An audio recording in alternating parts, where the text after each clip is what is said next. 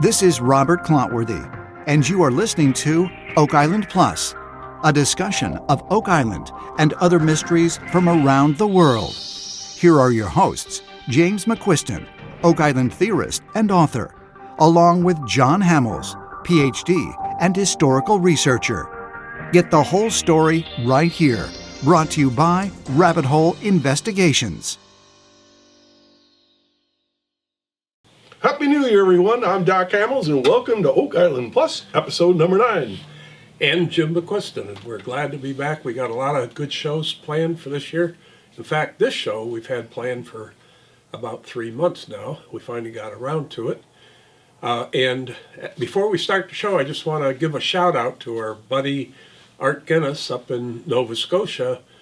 The show we did with him, which is our second show, is still the most popular show that we've had. He's responsible for about a third of our views. And so we're going to hopefully have Art back in a few months, maybe this summer sometime. He's already sent a bunch of new photos and all that. Mm-hmm. And what are our stats right now? We're almost 17,000 views. 17,000, yeah, that's great. You know, Jim, on the way over here, I was thinking, we've been studying the era about 1620s to 1650 in Nova Scotia.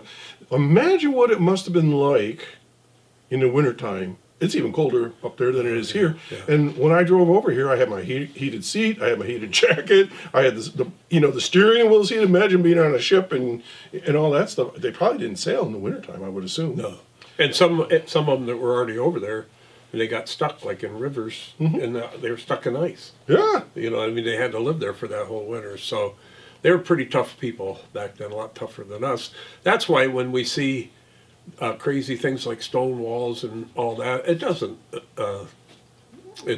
affect me that they were able to do that, because look at all the other stuff they were able to do that we couldn't accomplish. We can't build the pyramids today. So anyway, so what are we going to talk about today? Well, today the subject matter is maps. And again, we've been planning this for months, getting our ammunition together.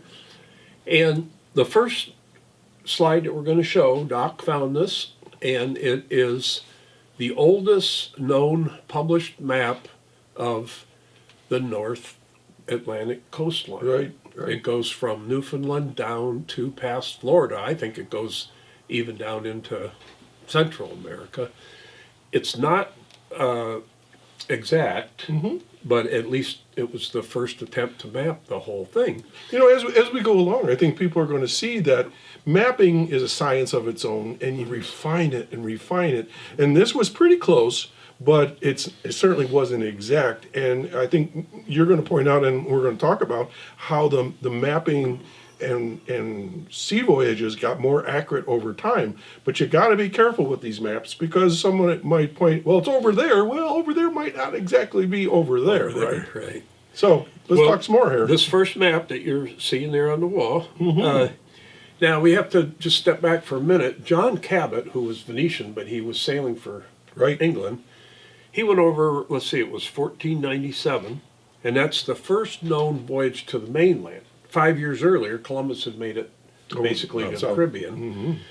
This is the first known and he was sailing again for the English, and he went all the way up the coast, and it's been said, and I'm not sure where the proof comes from, that he landed at Cape Breton. It wasn't called Cape Breton yet, but that's where he landed. So just a little while later, a man named William Weston, which is a pretty famous name in England, he made the second known voyage, and that was basically between 1499 and 1500. And what's interesting is he was the last Grand Prior of the Knights of Malta in England. Really? Yep. And but this particular map, it's based on a voyage by a guy, I don't know if I can get this exactly right, but Giovanni de Verrazano. Not bad for a Scotsman. And he was actually sailing for the French. See, these Venetians, I don't know why, Venice, they're on the water. Whoever had the money, I don't know. Whoever's willing to sponsor you, I guess. Huh? But he went in 1524, and he went all the way up and down the coast, and he did land on Nova Scotia. And what he wrote in his notes of the trip was that when they landed in Nova Scotia, he said, "This is the land that the Britons discovered." Not the Bretons, but the Britons. Well, they're crediting William Weston as the first Englishman in North America to explore, right? Yeah, and John Cabot was So sailing for the English. There you go. And when he got there, he wrote, "The land which the Britons once found." Mm-hmm. Now, there's always been this question, is Cape Breton, which is part of Nova Scotia, is that named for the Bretons of Brittany, or is it named for the Britons? And one scholar, he was a very prolific scholar, wrote that he's sure that it's the Cape of the English. But we'll get into that in a minute. But the point of it is that in 1548, Giovanni Gastaldi drew this map that you found. Mm-hmm. And this is the first map of the full Atlantic coastline. And he based this on the log that Verrazano wrote. So he wasn't there himself. He was back in He was the map Venice maker. or somewhere. Yeah. He made the map off so there's another case where there could be some discrepancy, because you're taking it secondhand. But you have to start somewhere, and this is kind of where it started. Now, there were a few earlier maps that were smaller areas, but not the whole coastline as accurate as this is. Jim, I think sometimes people question, not us necessarily, but other researchers, of where we get our information. And this is chronicled. This is real map cartography that has been published for years and years and years. This isn't a hand-drawn thing that's just somebody kind of whipped together, right? Yeah, and by the way, if anyone's interested, this actual map is for sale right now for $7,500. We looked at our bank account. We were a little short on that. We're a little short on the $7,500, but we got a high-resolution copy of it. Mm-hmm. And so you can find it online. Just take a look for it. There you go. Gastaldi 1548 is the map. But what's interesting about the map, and why we're including it today, you can kind of think of this part right here as part one of three parts to our story today. Okay. This is the foundation of it all. This is when they're discovering America and naming different places. So what I did was I zoomed in right on Nova Scotia, and you can see on the map there, not only does it highlight Cape Breton, which is still Cape Breton today, but it calls all of Nova Scotia Terra de los Breton, which means the land of presumably the Britons, because that's what Verrazano called it. This is the land that the Britons found. And I found a number of early references to it, and they range from 1527 down to 1593, but the third one down is Cape Bretonum. Well, that is actually the word in Latin for English. Mm-hmm. And the very last one is Cape de Brits, which you don't Cape call... of the Brits, yeah. Cape of the Brits. Now, the Bretons were Brits, because Brittany is just right across the English Channel from Wales and Cornwall. Mm-hmm. And so they're essentially the same people anyway, but once they got to Brittany, they started speaking, well, they still spoke their Celtic language, but they took on some French, and now it's considered part of France. So it's kind of a horse apiece which one of it is, except for the fact that if that was claimed by Britain first, which it appears that it was, then Nova Scotia is a British colony. I mean, right from the go, not later down the road. Right back to William Weston, when he was there. Now, there would be a lot of arguments probably from other people about that, but we're just going by the French history. might have a little something to say about that. Yeah. So, but it is interesting that it was written about many times there. So, now we're getting into part two, which Doc coined the phrase that this part of our show is the vision, which was the vision of William Alexander. And if you go back to episode 3, you will see and hear the words of William Alexander, and you can easily see, Jim, what he was talking about back then on this map. And what's cool about this is There's two maps here. We're going to show you the second one in a minute. The second one is the one Doc found that actually was in the archives at Nova Scotia. And we'll get to it in a minute, but it happened to show all the individual lots of the Knights Baronet all around Nova Scotia. So we did a little bit more digging, and we found this map that did the same thing, not quite as refined. But the one thing about this is they had a line drawn. I highlighted it in red, and that is the original grant. So that is the original Nova Scotia, and that was granted in September of 1621. But up here in the blue, you'll see that's a place called Anticosti, and there's a little bit of settlement up on the coast. It'd basically be like the Quebec coast. It's the other side of the St. Lawrence, and so apparently Sir William Alexander was trying to expand his empire as much as he could. You know, give him an inch, he'll take a mile type of a thing. So for those who are watching right now, we're talking about James, King James, giving a patent or like an approval, a grant to William Alexander to found Nova Scotia. In 1621, and the purpose of it was to protect New England from the French in Canada. And at the time, this area that he received as Nova Scotia, which is much broader than what is now Nova Scotia, was kind of like a demilitarized zone or a no man's land between French Quebec and French Canada and New England. But the French were there. They had a force there at Port Royal, and the people in New England were a little bit worried. They said, can't you get some Scottish mercenaries up there? Because the Scots were known to be mercenaries everywhere to protect us. So William Alexander said, sure, we have a New England, we have a New France, we have a New Spain. You give me a New Scotland, which is Nova Scotia in Latin, and I'll bring some people over. And that's what he did. And I think, once again, this is why we see on the TV series artifacts from different countries, right? Yes. Because it kind of went back and forth over time. And other people that were there, Particularly between the French and the British. Right. But that British includes Scots. Big time. So that particular map is 1845, but the map that got us all started on this is the one that Doc found. And so I purchased this from the Nova Scotia Archives, and I asked them where they got it, and they got it from William Alexander's castle in Scotland called Menstrie Castle, which I've written about in my books many times. And they also have a second map there, so I wrote them. I'm trying to get a hold of that second map.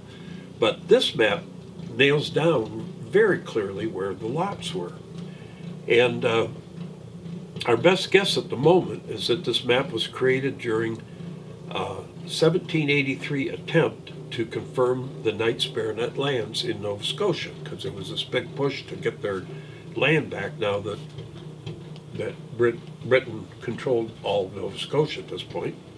Okay, so Scottish and British were there in the 1630s. Then they get booted out of there for a while. Then they're back again, and then, so if I'm understanding you, this map was to say, this was our land way back when, Right. over 100 years ago, and we want it back. Yeah. Before all the trouble started, this was given to us, and it was given to us in perpetuity. Right. Perpetuity. Or the patent, yeah. So, and we know that it was drawn after 1767 because Pictou, the town of Pictou, was on it, and that was when that was founded. So we know it was drawn after that period, and there was this big push in 1783. So this is our best guess at this point. But another thing that Doc noticed about this, I was focusing mostly on the land plots, and he said, what are those two shields there? Yeah. And I said, well, you asked, so you go find out. That's my job. If you ask the question in this relationship, you have to get the answer if you can. So the shield on the left, which has the inverted moon. Yeah, the black on white there. That is right off William Alexander's coat of arms. That was in two of the quadrants of his coat of arms. The other one on the right is for a man named William Douglas of Glenbervie. Now, if you ever heard that name before, it's because we talked about he was the co-conspirator with Al Strachan to rob the Keith treasure. And he was indicted along with Strachan and Strachan's new wife and one of the sons. And they stayed under indictment for till 1625, and then they all got a pardon, and Glen Verby and L. Strachan become Knights Baronet of Nova Scotia. And, so it seems like the fix was in. But one thing that's interesting that we found was that William Douglas of Glen Verby left Scotland right after the robbery, and he didn't come back until 1625 to become a Knight of Nova Scotia, and nobody knows where he went, so it's always possible that he went to Nova Scotia and helped build Go ahead. Alexander Estate there. Right, so let's refresh all of our memories. So when we're talking about a treasure, what are we talking? Big?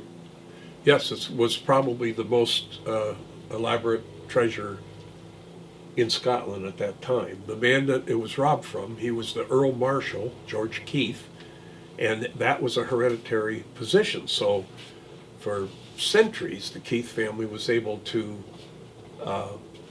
get wealth from their job as Earl of Marshal, and it was I think we presented the list here once. It's in a few of my books, but it's just a phenomenal list. And I had calculated it out conservatively using currency calculators to be potentially $1 billion. Then I read later that some other gentleman looked into it, and he calculated it between $3 and $4 billion. Million here, million there. And I asked the Society of Antiquaries of Scotland, that I'm a member of, and I asked the Scottish National Museum and the Scottish National Records, and nobody knows where the treasure went. Now, bits and pieces of it turned up. Right. One piece turned up in a man's will. A little trunk worth was sent up to the Orkney Islands. We talked about that in the past show, and some of it was given to the first son, the heir, was William Keith. What's interesting is William Keith became a Knight Baronet on the same day that William Douglas and Al Strachan did. It was like, we can only surmise that the fix was in. Okay. So, so part of that treasure then could be somewhere in Nova Scotia. yeah, and that's what I've proposed to the Oak Island guys, is that some of it was buried in a haste on Oak Island when they were forced to leave, but they couldn't leave because of the weather, and they literally had from April till September to build whatever they built on Oak Island to hide that treasure. And why they would leave it there is because one of their ships sunk in Mahone Bay. And we know for a fact now that there's a ship built around 1600 that's in Mahone Bay, sunk in Mahone Bay. We know that the guy that robbed the treasure, the main guy, Al Strachan, he was the forefather to a man named John Strachan, who owned the Nolan Cross lots on Oak Island. It's all connected. From 1841 to 1857. We also know that relatives of William Alexander's son-in-law were on Oak Island, and John Smith's uncle, Hector McLean, was possibly a Knight Baronet of Nova Scotia. So there's tons of connections, which aren't the point for today's show. But what we wanted to do was show how these things were grouped together, because as we were discussing this map when Doc first found it, he said, look how they're all clumped together. It's almost like they're trying to defend Nova Scotia. Yeah. So this slide is the top of the map, and these lots here, there's 33 Anticosti plots of land. They weren't part of the original Nova Scotia grant. But what they would do is they would protect that part from the French coming down into Nova Scotia. So some of them are on the shoreline. That's the St. Lawrence River right there. Okay, so if I'm a wealthy guy back in those days in Scotland, and I want to be a Knight Baronet, I give him a bunch of money, and he gives me a condo on Anticosti Island. Well, I don't think the condo came with it. Or I get this little square on the map. Right, and we noticed too that families kind of stuck together. Like there were a lot of Campbells right there. One of the interesting ones of who's there is that Walter Sandilands, he married William Alexander's granddaughter. Correct. Well, he was the heir to James Sandilands, who was the last Grand Master of the Knights Templar and the Knights of Malta in Scotland. And he owned land on that Anticosti Island. So the Knights Templars come all the way through to your story and what our research has been showing. So these plots would protect Nova Scotia from the north, from the French. Now we go to the bottom of the map. Wow, look at and on the left-hand side, there's a clump of them, and that's where all of the people involved in the robbery all grouped themselves together there. Strachan, Douglas, Keith, and a man named Livingston, who was the bail bondsman for Strachan. They all were there. All pals. Right down below that, which would be the very tip of Nova Scotia, now today, you see 5 plots of land there. That was where the first Knight Baronet ever settled. That was Robert Gordon. Okay. And that is only 50 miles up to Mahone Bay there. to Mahone Bay. Yeah. And Oak Island, basically. And you can see that I have an arrow for approximately where New Ross is. That's where we believe William Alexander had his estate. So up the river from Mahone Bay, right? Right. And so the other thing is you can see up on Cape Breton, which is what it's called today, there's a ton of Quite a few there. plots there. And then we found this other little area. There's only a few. It's kind of like in the middle up a little ways. And it's still there today, Miramichi. I read it was the biggest town in New Brunswick. I have to verify that. But what we found, because I had earlier spoke about Mir Lagash and how Mir meant a part of, and Lagash meant an alliance, and they were Gaelic words. Mir, Amici, can also be a Gaelic word. Part of would be Mir, and Amici was friend. So what it was meant to say for sure, we don't know, but it can be a Gaelic word too, which would make sense if they were the first people there. You know, Jim, in the other research that we did, I think it's very interesting to point out that key places, for instance, where Strachan is, up north on Anticosti and so forth, and then Gordon, they were military people. Yeah. They had a background, whether it was Navy or Army or cavalry. So when one looks at this map, I can only imagine William Alexander saying, we need to strategically place you all to protect Nova Scotia, this budding little seedling of a new colony, a new vision that he had. And Robert Gordon, he was the first guy ever, first Knight Baronet ever. He was this big time military guy for the Kings. He was the muscle. Yeah, he was the muscle. And Strachan had a military record. So what we think, it appears, just out of pure logic and what history we can attach to it and the location of the lots, they were trying to set up strategic points, Cape Breton, Anticosti, St. John's, where the largest group of them is. That would protect the Bay of Fundy right there, because their goal was to settle Nobody's going Port to get through Royal there. right across the Bay of Fundy, and then the tip of it would be protected by Robert Gordon, and this down below that is where Charles de la Tour and his people were. Right. So you can see that I heard that they were going to have 100 lots all the way around Nova Scotia. Well, that would have left everybody in danger if they just attacked their lot. This makes a lot more sense. Yeah. If they're going to attack, Fortified, they're going to attack 30 people and 33 people in Anticosti. You know, and I think the interesting thing to me is New Ross is where you believe William Alexander was going to set up headquarters, his capital, if you will. His son went there, William Alexander Jr., and we believe that there are some remnants of that establishment, whether it was a mansion or a house. And we saw some of that back when we looked at the painting. If you look at the painting that we talked about, I believe it was in, I can't remember, episode 1634 the was 1634 painting anyways. It talks about New Ross. And again, we're thinking about what was it like there, but that's what New Ross is all about. And if you look at the map, everything around that area is protecting that New Ross, right? And I've elaborated on this in the past, but that was more than likely meant to be what they call the notional center of Nova Scotia. In other words, everything would be measured to that point. And the reason I say that is because it was called Charing Cross back then by William Alexander, and Charing Cross in London is the notional center of London. So why else would he name it that? But it isn't just my belief that was there, Right. because I've seen the that other Alexander places. family members believe it was, and the Mi'kmaq. And I actually emailed with the Mi'kmaq. He was charged with learning the oral tradition of the Mi'kmaq by his grandfather.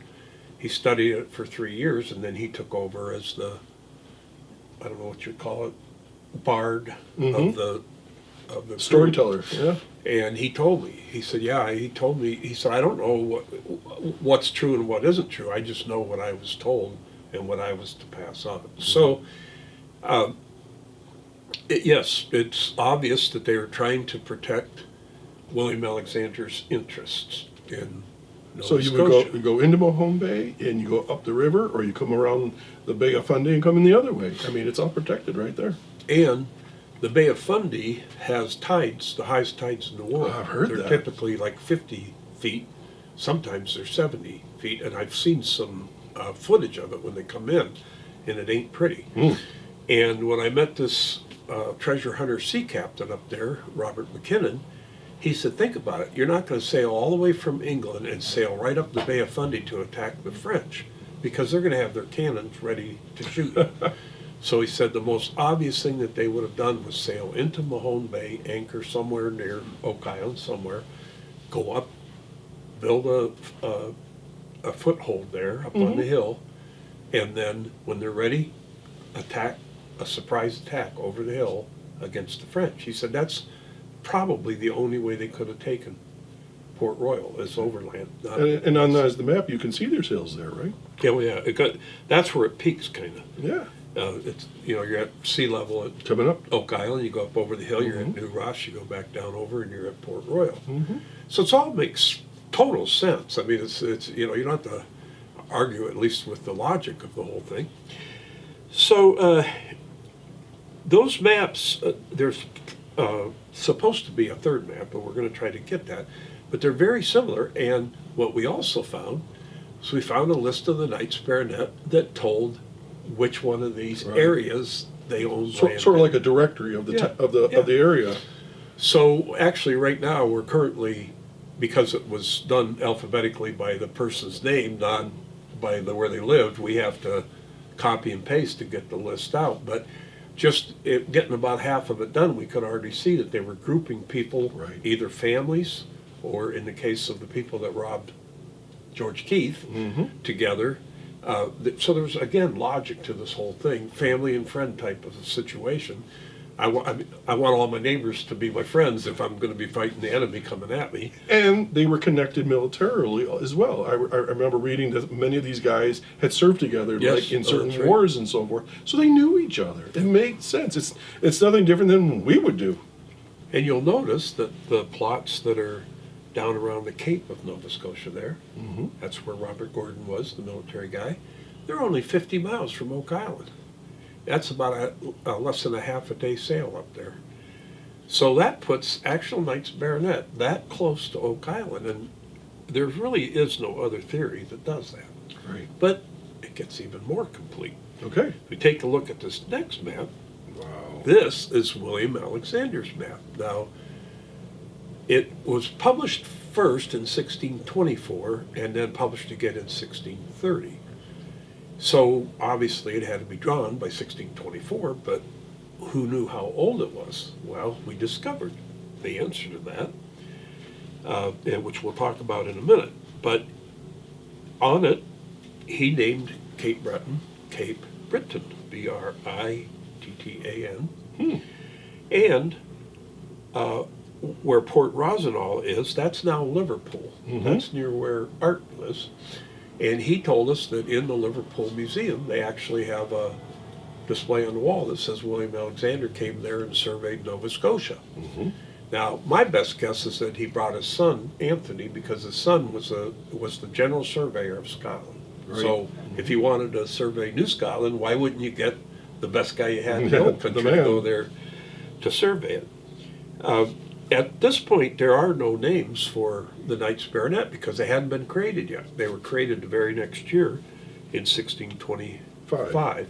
But you can see a little circle at the top. That's that Anticosta region, which was not part of the original grant.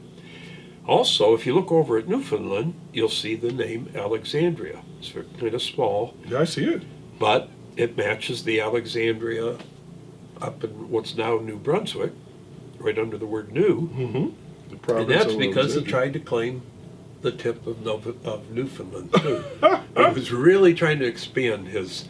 It's very specific in the charter, and it said up to Newfoundland, but it did not include Newfoundland. And it went around that upper peninsula. They call it the Gas Peninsula. Right.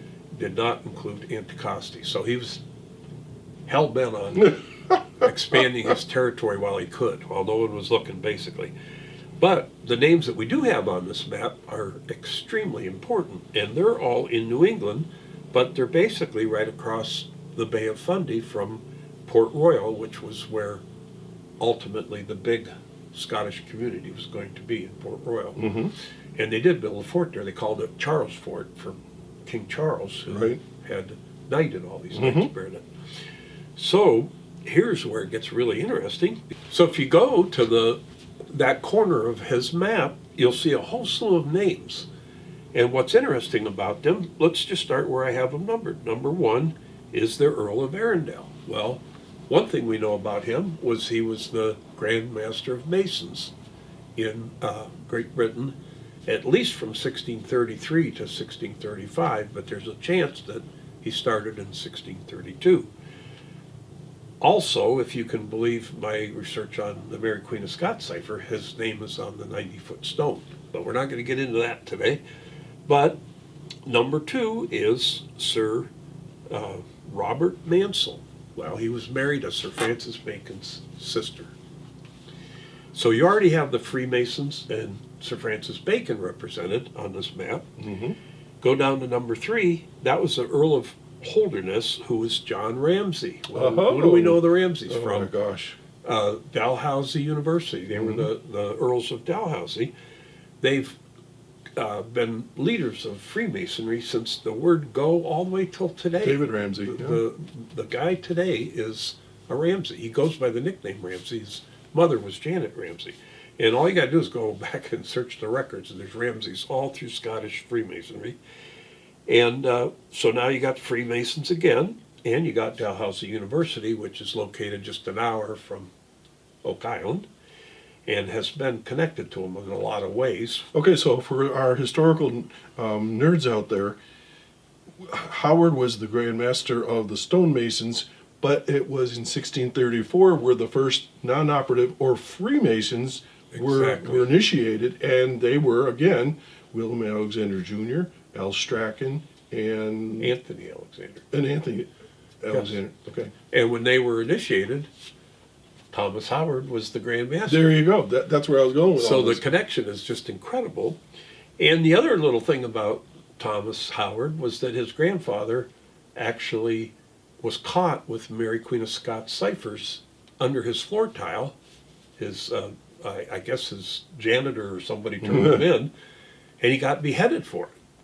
So, I mean, this is all serious history, and you can find it all online, which we did. Now, we don't go to, we're not sometimes we start out on Wikipedia or something like that, but we go to the actual documents, the Privy Council minutes of the king, letters of the king, as far back as we can to get our information. So it's an awful lot of it is primary source. Right. And so now we got we got Mary Queen of Scots connection, we got the Freemasons connections twice, we got the Sir Francis Bacon connection. Well, if you go down to the next one, number 4, that's the Earl of Pembroke. Well, He was Sir William Herbert. And he was not only a past Grand Master of Masons, but William Shakespeare dedicated his first folio of poems to this guy that's on this map, William Herbert, and his brother Philip Herbert. And William was a past Grand Master of Masons. So once again, you've connected the Masons, and now you've even connected William Shakespeare. Now, this is all known history, and we're just putting the pieces together. But you have Shakespeare, Bacon, and the Freemasons, and Mary Queen of Scots. And then finally, what helps us date the map is the number 5 name, which says the Duke of Buckingham. Well, that was George de Villiers, or de Villiers, I'm not sure how they said that. But he didn't even receive this title till 1623, and he was the first Duke ever of Buckingham. So that tells us for sure, he got that in May, so that tells us for sure that this map was drawn after May 1623, and it was published in 1624. Right. So that's when this map had to be drawn, and that's the absolute proof of it right there. And this map was used right along to encourage local people to invest in Nova Scotia, right? Yes. He published it in his book called Encouragement to Colonies, and it was actually before the Knights Baronet idea, but I think it was the seed for it, because he's just sung the praises of the New World and Nova Scotia and the kinds of trees they had and the fruits, and they just want to get out of Scotland. It was just tough times. In fact, he made the comment once that we've resorted to fishing or fighting in order to survive, because everything, all the national resources were used up. Right. Wood. You go up to Scotland now, and it's barren except for tree farms. Imagine what it must have been like for the first folks that came in there. Fish were everywhere. There was trees everywhere. Yeah. But still a rugged country. But still, much more than what Scotland had to offer in England at the time. It was like looking in your wallet and finding a few $100 you didn't know you had. So that shows not only William Alexander's connections to all these people, but it shows all these people's connections to Shakespeare and Bacon and the Freemasons. So now this last map that we're going to look at, this is a little bit of a story, but Doug Kroll asked me one day if I could look into the word Merlegash, because somebody that was, Sylvia Delorme was her name, was translating some French for him, and she said, that doesn't look like a French word, it looks like a Gaelic word. And he said, I know you've studied Scotland a lot, can you look into it? Yes, I found exactly that Mir, M-I-R, meant a part of. Okay. Lagash meant a league or an alliance. Okay. So it meant a part of the alliance. Well, the first time in history that it's known that it's ever was written was in a deed that William Alexander issued to 2 Frenchmen. So he essentially, he at least wrote it. He hand wrote the deed. So he at least wrote it first. And he may have made it up right on the spot. What should I call that land I'm going to give these people? Because it's part of the alliance with them. And why that's significant, this isn't just a throwaway issue, because that land was, he gave it to 2 Frenchmen that were a father and son that were leaders in Nova Scotia. Latours. Trying to make, Claude and Charles Latour, because he was trying to make peace. Well, way down the road, Charles sells it to Sir Thomas Temple. Well, who was he? He was the last knight baronet to ever receive land with his knighthood, and he was a forefather of Franklin Delano Roosevelt. There's that connection again. Yeah. And he left his Merlegash land to his son-in-law, who actually was an actual ancestor of Franklin Roosevelt. You can trace it right down to him. And that, when he left it to him, that's described in a charter that's held by Harvard University. It still exists. So Merlegash stands for the agreement with Alexander and the Latours? Yes. Only just that group? Originally, yes. Okay. And today they say it means Lunenburg Harbor, but the actual charter says, which still exists, this charter says 14 leagues northward beyond La Have. La Have's just down below Lunenburg. Right. And 14 leagues is roughly 52 miles. And if you look at a modern day map, that's way past Mahone Bay. So it has to include Mahone Bay. Wow. And it says all the lands and the seas. Mm-hmm.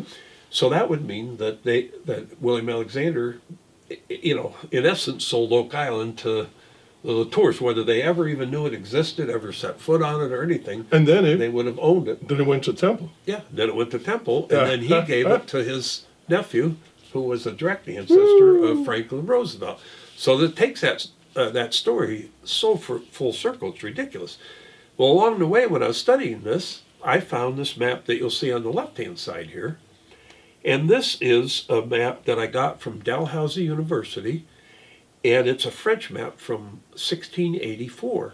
And they actually mention Merligash 3 times on the map. You can see they're numbered 1, 2, and 3. And from Dalhousie University, their description is that they said Merligash, or Mahone Bay, called here Merligash. So okay. Dalhousie University is saying this. So it didn't look particularly like Mahone Bay, but I thought, well, I'm going to overlay it over a modern map. So the map on the right-hand side is that same map laid over Mahone Bay. And all I had to do is tweak it a little bit to get it to fit. You have bumps in the same places, an island in the same place. So what that means is that Merligash was Mahone Bay, and Mahone Bay includes Oak Island. And so Oak Island was in the family of Franklin Roosevelt many, many generations earlier. It was in the hands of the Knights Baronet, and it was named and given to the Latours by William Alexander. Wow. So that is such a direct connection to him. So the European owners, therefore, of Merligash would be Sir William Alexander, as the owner of all of Nova Scotia until he started selling on plots. Claude and Charles de Latour, who he left it to in April of 1630, and Sir Thomas Temple, who Charles Latour sold it to. I think that was in 1662. And then he left it to his nephew in New England. Wow. So again, we can't say that any of these people that owned it ever stepped foot on it, but why, it was there. Why not? It was there, and they could have. And it's interesting that 1630 was the day or the year that he deeded it to the Latours. It's also the day that the Alexander family historians say they left New Ross. But they went back in 1641, and they were there till roughly 1654. Before Cromwell came in. When Cromwell sent his guys up there to burn the place down, and they had to leave, and guess where they went? To Virginia. They founded the town of Alexandria, Virginia. The same people that founded New Ross founded Alexandria, Virginia. Wow, it's really all connected, isn't it? So those are the maps that we think are more relevant. There's a lot of other maps out there, and some of them may have some worth in one way or the other, but these are all, as Doc said earlier, these are all authenticated maps. These are maps that have been published, have been verified to be real, have been dated. The people that drew them are roughly known. And they all point to William Alexander bringing in military people, placing them in strategic places around the original Nova Scotia grant to protect the New Ross area, and that he gave that area essentially to these 2 French leaders and they pulled out of there. The Alexander family pulled out and gave it to them. For whatever reason, that motive is still probably undetermined. But so anyway, we hope that you enjoyed this. We did, this represents so much work on the part of the 2 of us, and I'm not bragging about it or anything, but we had to contact people, we had to clean up maps and all that. And we challenge each other too. Yeah. Even just to get here today, because you may have heard the snowplow out there while we were filming, and it's 10 degrees out there. And so it's a cold, cold day here in western New York, but it's going to get better, and we're happy to be here with this show. And we hope that you realize that there's lots of controversy about what's going on TV right now, and that's fine. Do what you want over there. But what we're continuing, and we see so many good positive comments on our YouTube channel, that we're doing the history. We're doing the original story of Nova Scotia, not North America, the Vikings and all that, but this very narrow band of time that Oak Island is part of. Yes. And can answer a lot of questions, because if you watch the last few episodes of the show, they're finding stuff from the 17th century, in the early 1600s, and that's right where we're at. Yeah, actually, last night Carmen dated something to not before 1650. Oh, that chain. Yeah. That chain fall, and guess what? Who was there before 1650? Right.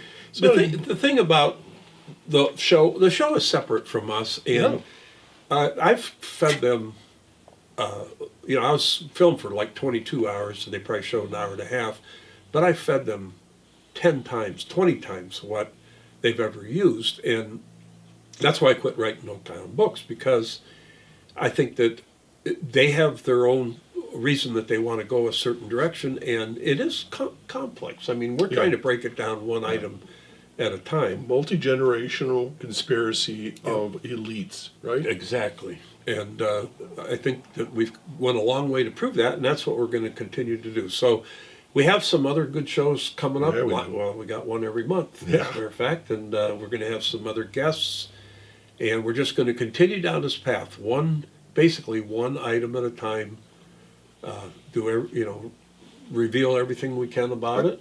Let the audience write us back and tell say, the story. I love the comments. It's great. yeah, oh yeah. It's like a family. I mean, it literally is. The people that, some of the same people write back, but you don't get 17,000 views of your work and not be producing something kind of good. So anyway, okay, Jim. I think we're getting to the end here, and before we'd be remiss if we don't thank our cameraman, Randy Burt. Yes, thank you, Randy, for coming out in the cold weather. And, of course, our friends here at Lakeshore Center for the Arts, the Innovation Studio, and Jackie Phillips, who's been our mentor all along. So thank you so much for this opportunity to do this show. So I'm going to say goodbye, and we'll see you next time. But go to our Facebook page, Oak Island Plus, or find us on YouTube, Oak Island Plus. And subscribe, because please. if you subscribe, it helps us, but it also helps you, because then you get a notice when the next episode's coming out. You don't have to get an annoying email from me. So I'm Jim McQuiston saying goodbye. And I'm Doc Hamels, and you take care, and we'll see you next month. Bye now.